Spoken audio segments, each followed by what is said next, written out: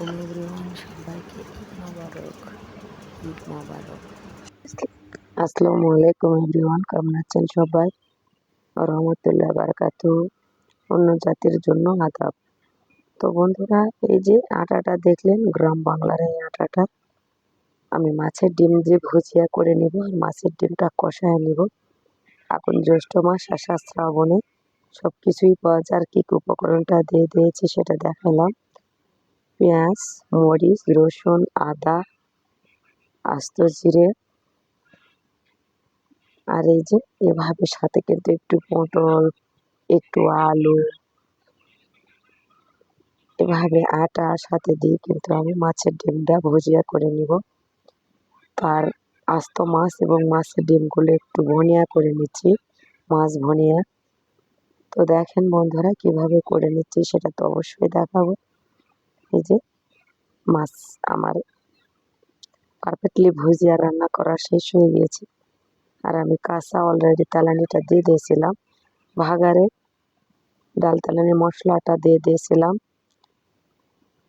গোল সাদা এলাচ, লং, দারচিনি, তেজপাতা, শাহি জিরা এবং পাঁচফোড়ন দিয়ে তালানিটা দিয়ে দিয়েছিলাম।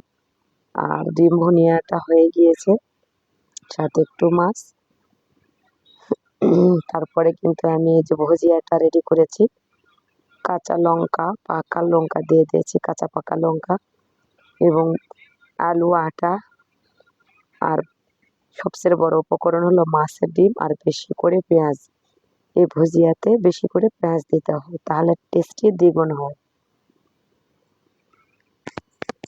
বুঝতে পারতেছেন, ভুজিয়া মানেই তো ভুরি ভোজন, পারফেক্ট রান্না। এই যে সবাই মিলে খাইতে বসে গিয়েছি, আমার আব্বুও খাইতেছে।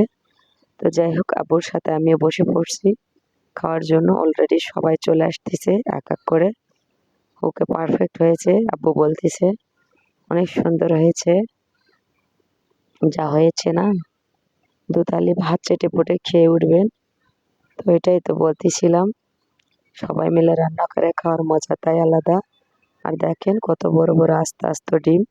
ডিমটা সবারই পছন্দ, ছোট বড়। আর এভাবে যদি ভুজিয়া করে নেন তাহলে তো আরও পারফেক্টলি হয়, সেই মজা লাগে। যে ভাত খাবে না সে চেটে পুটে খাবে। কেমন লেগেছে বন্ধুরা? ভালো থাকবেন, সুস্থ থাকবেন, আল্লাহ হাফেজ।